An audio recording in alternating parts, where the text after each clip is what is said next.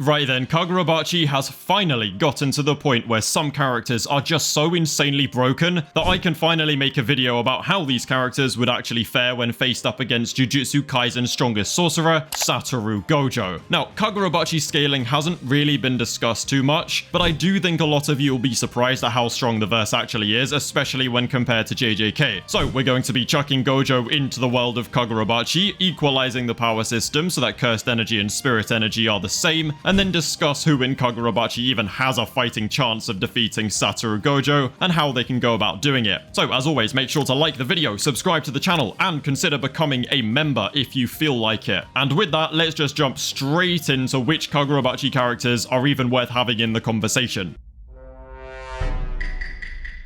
Now, I think the simplest way to summarize Kagurabachi scaling versus JJK scaling is just by saying Kagurabachi has a massive speed advantage, but JJK top tiers like Gojo, Sukuna, and Yorozu have the AP advantage. At least for the moment, but that already seems like it could be changing at the rate that Kagurabachi is progressing. Now, due to the lower tiers of each verse being quite similar in power, we're going to rule out any fodder characters from the conversation entirely. In fact, the only fodder character in Kagurabachi who would actually be able to do anything to Gojo is the trauma sorcerer, because yeah, I mean, we all know how much Gojo just loves getting caught off guard by his childhood trauma. But yeah, still won't be able to touch Gojo when he's in trauma state, but at least they can run like hell and hope Gojo doesn't come to his senses. Alright, this is silly, I don't know what I'm talking about. The point is, stupid Kagurabachi fodder should just be removed from the conversation entirely, because what can ISO or strong punch do when Gojo's literally floating like a spin botter in ranked? Gojo has wall hacks with the 6 eyes, he has teleportation, he can't be touched, and he can level a small city. Not to mention Infinite Void, which I think only a select group of characters could even hope to counter. Therefore, I've created a very carefully selected list of characters in Kagurabachi that stand a chance against Gojo, and even some of them still get fried. But the list of Kagurabachi top tiers is as follows. We have Chihiro Rokuhiro with N10, Sojo with Cloud Gouger, Yoji Uraha with Kumayuri, Seichi Samura with Tobimune, Hirohiko also with Kumayuri, Hakuri Sazanami, Yura Hishaku, Togo Shiba, Soshiro Azami, Hiyuki Kagari with Flamebone, and the Swordmaster with Magatsumi. Now realistically, even if some of the characters on this list are sure to outscale Gojo in stats, they still won't really have a viable way of bypassing Infinity or countering a domain expansion. So we're gonna have to dive into it in greater detail in order to smoke out the sorcerers who are way out of their league here.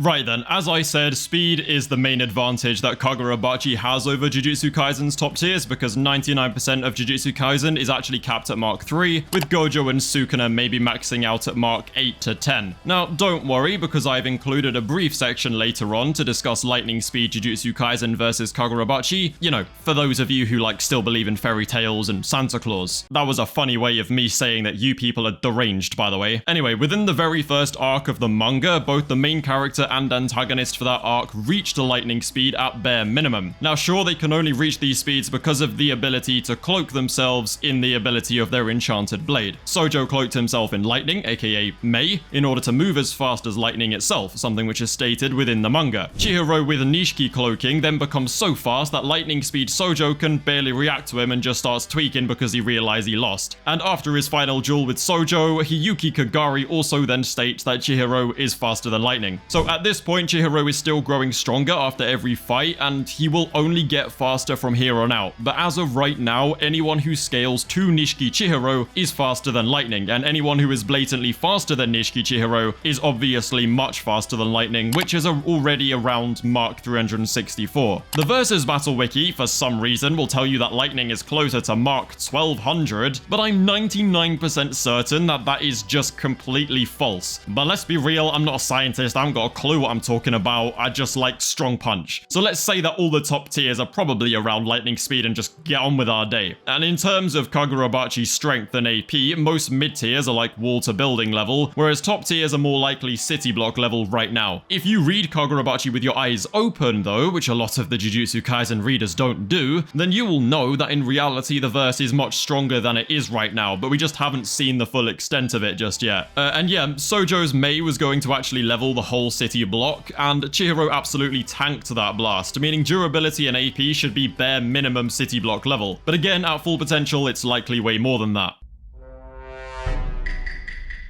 Now, the issue is there are characters like Azami, Shiba, and Hiyuki who are constantly being gassed up as these peak of sorcery enchanted blade level fighters, but we've only really seen, well, let's be honest, we've seen practically nothing from these dudes, like they're all frauds at this point. Azami's only just locking in now. Shiba's best feat was crushing a concrete floor with his little toe and then soloing the actual toe off screen during the Rakuzaichi. And let's be real, Hiyuki has just done jack. All she's done is just hurt the main character, that's it. Now, it's clear that Hokuzono is deliberately building them up to finally reveal their full strength in some high-stakes battle later on, but for now he mostly just has them aura farm and be glazed by the rest of the cast. And since we don't know their specific abilities and innate sorcery, we can't really make a valid argument for how they could beat Gojo, so despite them having half-decent physical stats, we're going to have to discard them for now. Although I might have a chance to remake this video in the future when they have abilities that have been revealed, you know? And actually this applies to pretty much every Kagurabachi sorcerer who doesn't wield an enchanted blade or have any noteworthy sorcery. Some sorcerers like Shiba, Hakuri, and Tafuku are exceptions that can stick around because they also act as good support characters. Shiba has super high-speed teleportation, which seems better than Gojo's currently is, and Hakuri has the storehouse, and Tafuku has a non-lethal domain expansion, so definitely some useful sorceries can stay on the board here. Now, brute force sorcerers like Azami, Hiyuki, and most of the Hishaku so far are definitely going to be useless in this fight. So in conclusion, the only way we're going to beat Gojo and bypass his infinity is with the help of Kunashige Rokuhiro's enchanted blades. But even then, we've only seen 5 of them being used, and mostly at a very basic and inexperienced level. There are N10's Kuro Shred, Aka, and Nishiki. Kuro fires a slash, Kuro Shred is basically Malevolent Shrine, Aka absorbs and redirects, and finally Nishiki is a spirit energy cloak that massively boosts stats. And then there is Cloud Gouger, which has Mei, Ko, and Yui, or Yu, I don't know how to pronounce it, I'm sorry. And Mei is a blast of lightning, which can also be used as a cloak, Ko expels water, and Yu expels ice. Kumayuri has Banquet and Play as of right now, but there is a third ability which is unknown. Banquet creates illusions and can even somewhat bend reality in a way, whereas Play allows for the user to control anything they perceive to be an object. Tobimune has Crow, Owl, and Suzaku. Now, Crow allows Samura to teleport to one of his scattered feathers and also fly around with crow wings. Owl is basically just a massive spirit energy detector that he launches into the sky, and Suzaku heals its allies and burns its victims alive. Also, yes, Samura is definitely the current strongest in Kagurabachi and will probably remain in the top 5 until the end of the series, because that dude is just too broken right now. He will also have the best chance against Gojo alongside Chihiro, but I'll get into that much more later on. The final blade that we've seen is Magatsumi, the strongest of all the blades with 5 abilities, only 3 of which have we seen. There is Spider, which casts a web below the opponent and roots them in place, Dragonfly, which spreads a wave of spirit energy that decays everything it touches, and Centipede, which seems like it unleashes a massive 360-degree slash or some kind of shockwave. This all sounds crazy strong, but in order to beat an opponent like Gojo, you're gonna need some more hacks than that, which is where the true realm comes in, because the real power of Kagurabachi's enchanted blades lies in the true realm. In short, the blades are designed to resonate with the will of the wielder, and the closer the wielder gets to their true realm, the more possibilities with the blade become apparent. And the manga states multiple times that the true realm of the blades mean that they have infinitely malleable potential. This effectively means the blades are able to adapt, grow, and unlock new extension abilities with absolutely no perceivable limits. For example, Samura's Suzaku should only be able to heal people and not bring the dead back to life, but due to Samura's mastery over his blade and his true realm, theoretically anything becomes possible, which is likely how he revived Chihiro and Uraha after supposedly killing them. Healing a whole ass building is definitely due to the blade's infinite potential too, because no way that thing came with a built-in skyscraper repair setting. Now, I'm gonna move on to quickly discuss Gojo's side of things now, and then we will loop back to this true realm discussion when I get onto the actual fight.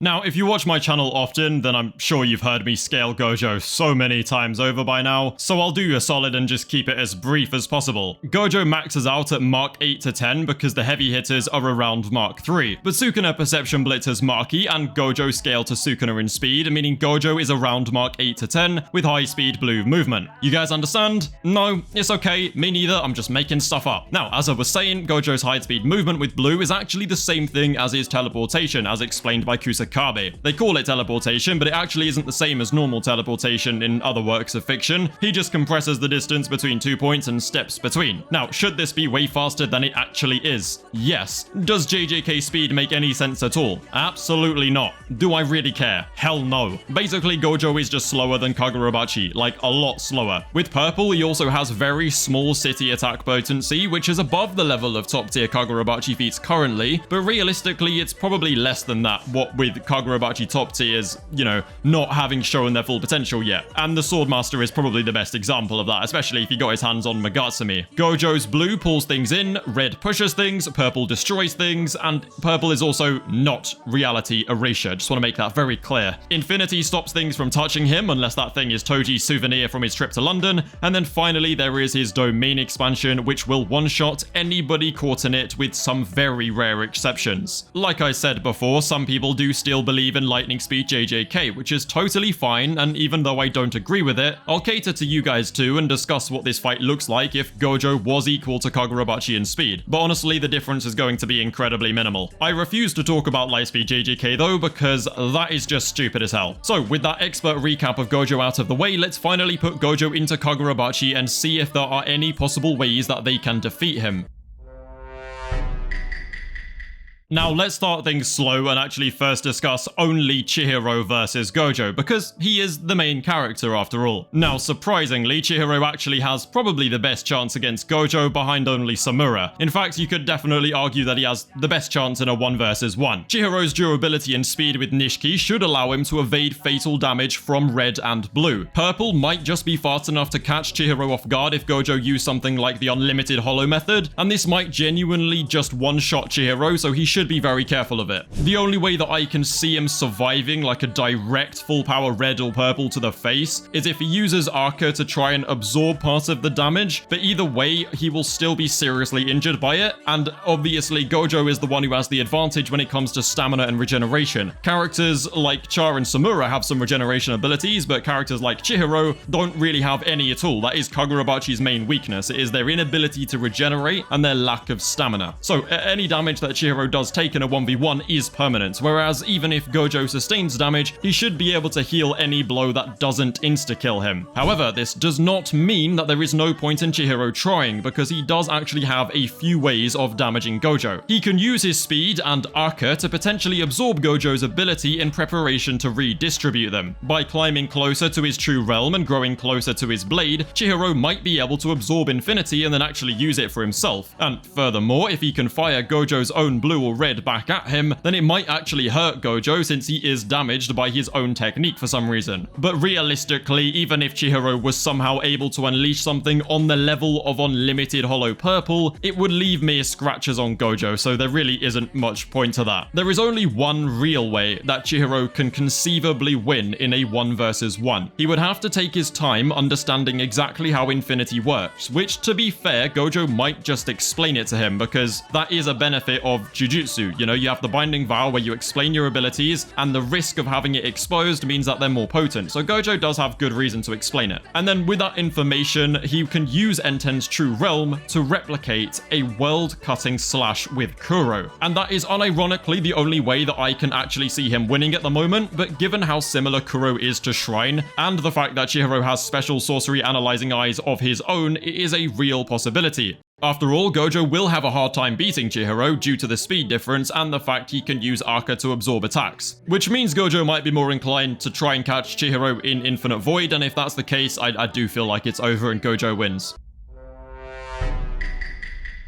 Okay then, before looking at if Gojo could survive a top tier jumping from Kagurabachi, I do also want to place him in a 1v1 against Kagurabachi's current strongest sorcerer, Seichi Samura, the aura farming demon himself. Now, Samura has actual teleportation, which is pretty much instant and is fast enough to perception blitz the Hishaku's number 2 dude with Tobi Mune, meaning he's definitely faster than Chihiro currently is. He won't be able to slice Gojo directly due to infinity, but there is potentially a way he can outplay him depending on loads of factors. But the bottom line is, if Samura can find a way to use Suzaku while trapped inside Infinite Void, similar to how Maharaga was summoned, then Samura definitely wins. Because remember, the potential of the blades is infinitely changeable based on the user and their true realm, which can allow them to do things originally thought to be impossible. For example, raising the dead. Now, I'll discuss ways he could actually activate it in a second, but in theory, Suzaku should be able to heal the brain damage he receives from Infinite Void at the same rate that it's being destroyed at, which would result in Samura being able to function within Infinite Void. All he needs to do then is wait until Gojo drops his domain, or use Crow to teleport out of the domain, and then blitz one-shot Gojo before he even has a chance to recover his burnt-out technique. In theory, this could work, but realistically, Samura won't know what Infinite Void does, he won't know about burnout, and he might not even have the AP necessary to one-shot Gojo, because after all, he is the man who literally tanked Sukuna's Malevolent Shrine, the same Malevolent Shrine that dusted Maharaga and an entire city. The real problem just lies in even activating Suzaku in the first place, which realistically, he'll just need the blade to be able to automatically do it on its own, something only possible to set up if Samura knows about domains, which he won't. The conclusion I'm reaching here is that as of right now in the story, Gojo almost definitely beats every Kagurabachi character in a 1v1. However, if the Kagurabachi sorcerers start teaming up and jumping Gojo, then that makes for a slightly different conversation.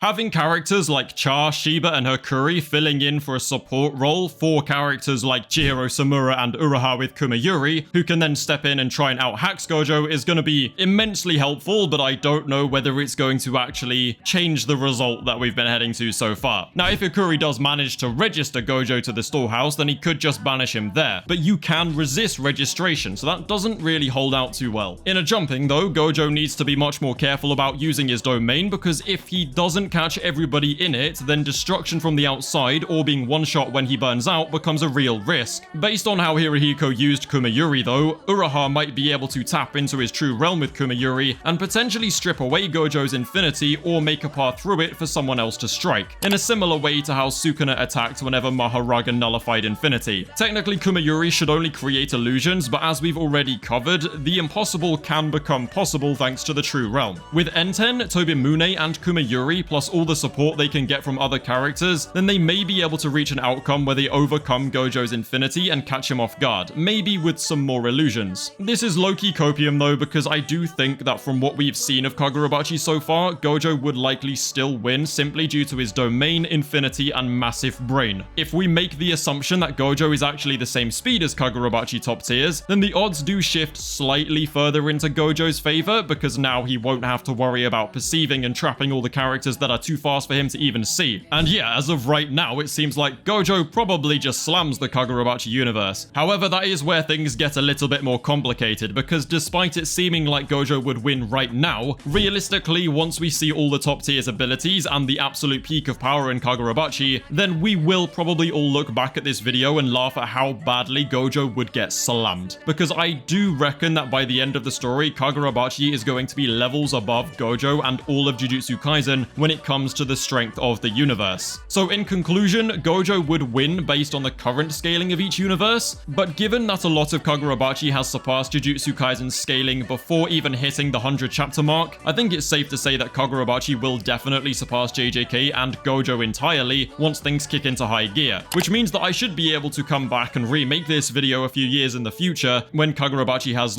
properly reached the level of strength they should be at. So yeah, if you enjoyed this crossover video, then be sure to like and subscribe for more, and also become a channel member if you want. Feel free to join the Discord and follow me on Twitter, as well as subscribing to my second channel, all links below. Thank you guys for watching, and I will see you in a bit.